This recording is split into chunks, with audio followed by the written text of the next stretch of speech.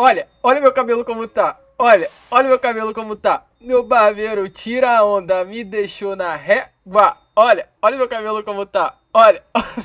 Se você não tá entendendo nada, nessa quarta-feira de manhã, tendo um maluco cantando Olha o meu cabelo como tá em pleno YouTube, eu faço questão de te explicar. É o seguinte, vascaíno.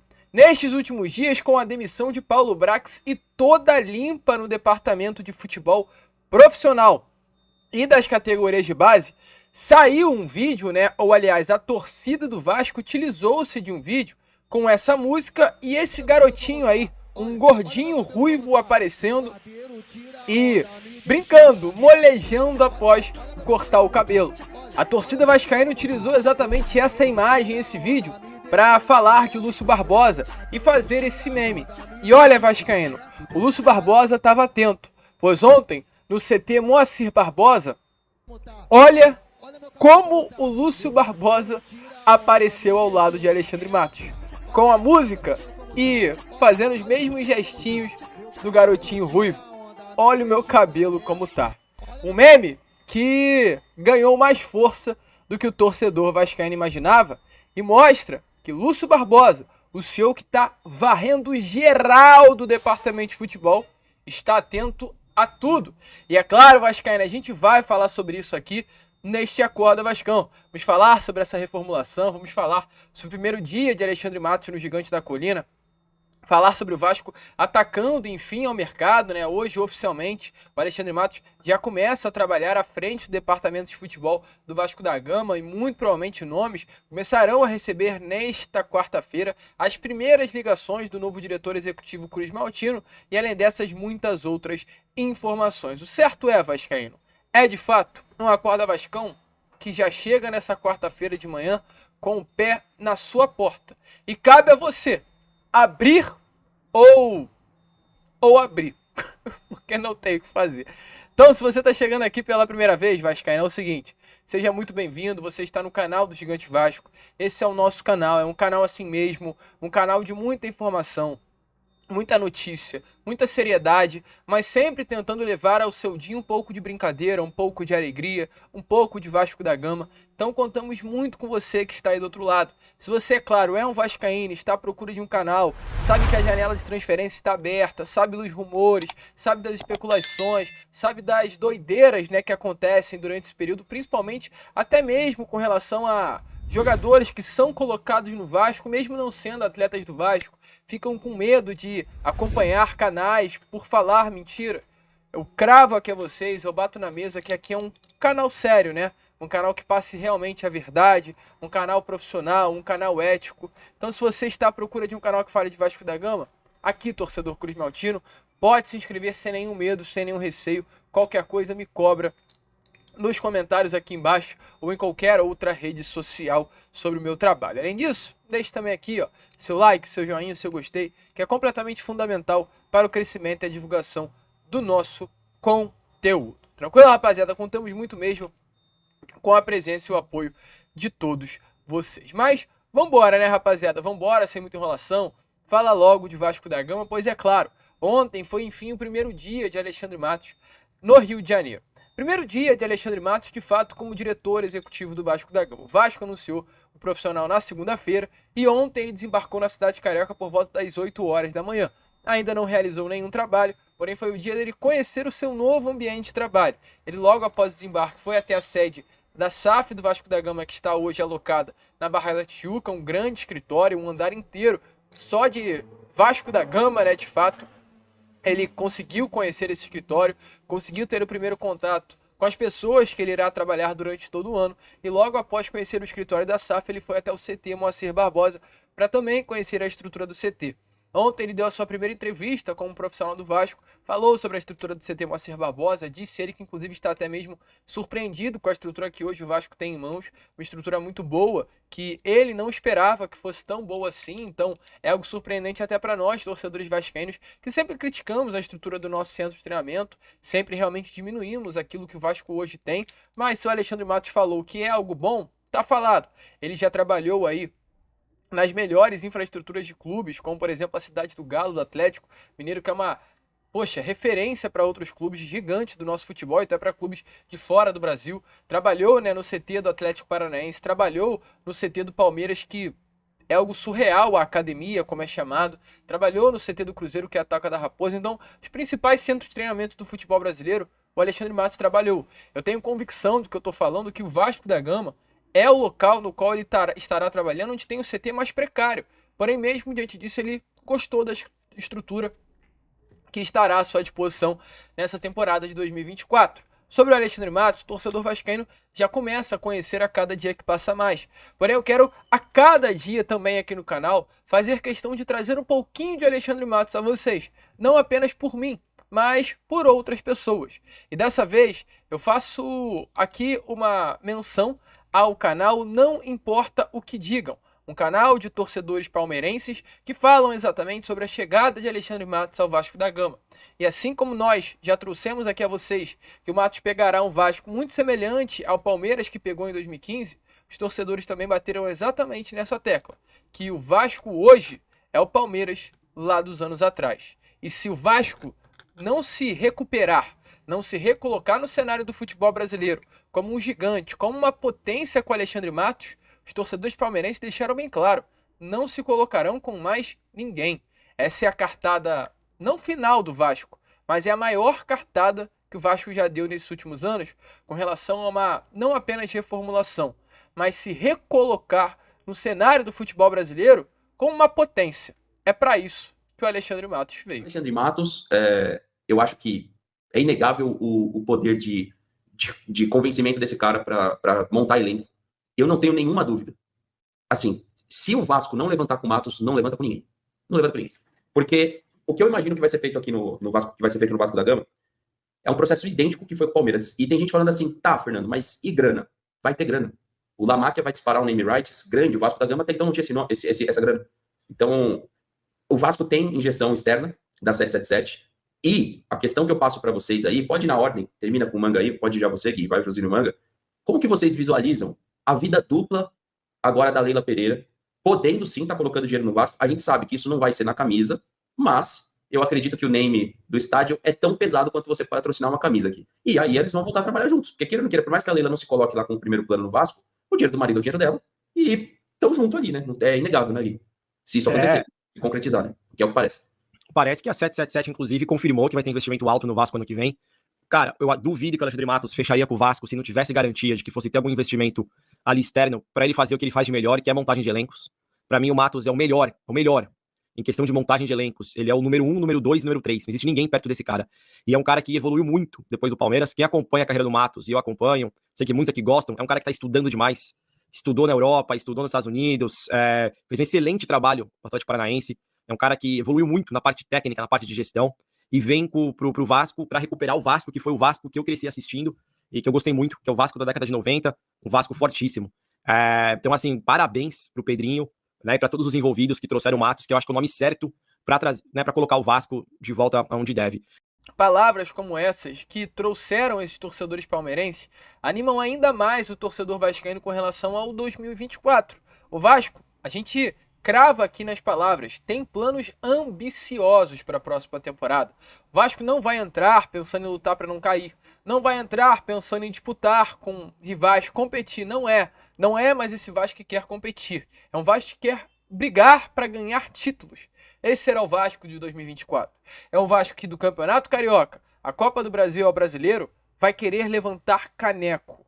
É um Vasco que vai entrar contra Botafogo, Flamengo e Fluminense olhando de igual para igual. Sem esse olhar que o torcedor vascaíno tinha nos últimos tempos, de olhar de cima para baixo. Caraca, se apequenando, quase entrando, é o Flamengo, é o Fluminense, é o Botafogo. Não é assim. O vascaíno vai se colocar na postura e falar, é o Vasco. O Vasco vai entrar em campo hoje. O Vasco vai jogar esse brasileiro brigando por título. Esse será o Vasco da Gama da era Alexandre Matos. E não apenas da era, é claro, Alexandre Matos, como da era também Ramon Dias, ou aliás, a era Dias, porque conta também com o seu filho Emiliano. E o que fez o Ramon Dias ser convencido de uma permanência? Ter Alexandre Matos no comando da equipe. Ele foi perguntado na quarta-feira passada sobre a sua permanência após a permanência na Série A do Campeonato Brasileiro diante da vitória sobre o Red Bull Bragantino, e nem ele confirmou que iria ficar.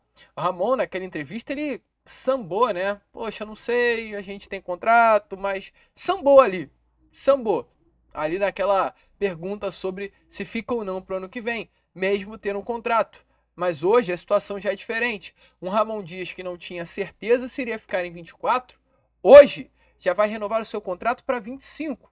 E aí, torcedor, é uma pergunta simples que eu faço, esperando você responder, até para que você tenha, né, esse trabalho de pensando, você desenvolver uma ideia. Olha só, se na quarta-feira passada o Ramon Dias não confirmou se iria renovar o contrato, e hoje o Ramon Dias vai renovar o contrato até 2025, ou melhor dizendo, na quarta-feira passada ele não confirmou se iria cumprir contrato, né? Agora o papo já é de renovar até 2025. Por quê? O que aconteceu? O que fez Ramon Dias virar tanto assim a chave? Projeto, planos ambiciosos, Alexandre Matos, 270 milhões de reais em orçamento para o ano que vem. Tudo isso fez com que Ramon Reu Dias enchesse os olhos e pensasse na sua permanência. Não é à toa. Ramon Dias vai renovar o seu contrato porque hoje confia no projeto do Vasco da Gama. Os planos são ambiciosos. Inclusive, o Emiliano Dias, filho de Ramon, deu uma entrevista à ESPN e falou exatamente sobre esse momento vivido pelo Vasco. É uma entrevista onde Emiliano Dias ele fala em espanhol. Então a gente vai cortando em várias partes e vai fazendo uma tradução simultânea aqui a vocês. Dê uma olhada na primeira pergunta. O entrevistador ele pergunta, salvo engano, se Emiliano se queda, né, de Vasco da Gama, ou seja, ele pergunta se Emiliano ficaria no Vasco ou não. E Emiliano responde ao jornalista assim. Si los Emilianos se quedan en el club. No tengo ni idea. Está hablando ahí mi representante, la verdad que. Pero la verdad que estamos muy cómodos en Río. Sí. Pero nosotros tenemos un año más de contrato. Así que seguramente que sí. Então, torcedor vascaíno, vocês viram aí a primeira parte. Ele primeiro responde que não tem ideia. A segunda parte ele diz que está confortável no Rio de Janeiro.